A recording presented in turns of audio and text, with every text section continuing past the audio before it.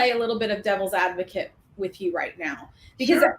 the feminist in me has to ask a couple of questions, right? So this book, Ignite the Power of Women in Your Life. I then ask you, as a man, how are you writing about igniting the power of women without it being condescending and coming across as mansplaining? Like, oh, honey, let me help you be empowered because you can't do it on your own, right? And that's the way that people will interpret this. Not everyone, but there are people who are going to say, who does he think he is, writing a book about empowering women as a man, right? And so I have to ask the question, why? How do you do it without that whole element taking over? Yeah, so great question.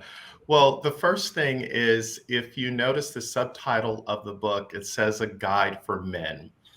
And part of the reason why I wrote the book is, if the truth be told, women don't need their power ignited.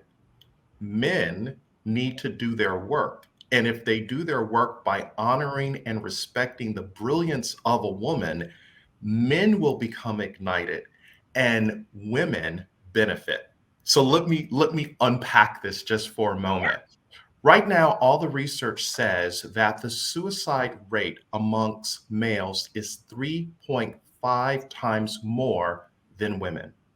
Men right now are dropping out of college and the labor market. At the same time, in the 1970s, 60% of the women or men were enrolled in college. Now it's totally flipped, where you have more women enrolled in college than men. Okay, so let's understand this. And let me anchor it with just a little bit more research. According to Harvard Business Review, when women are at the helm in an organization, they're more profitable. When organizations really honor the brilliance of a woman, not only are they more profitable, but they are seen through a different lens.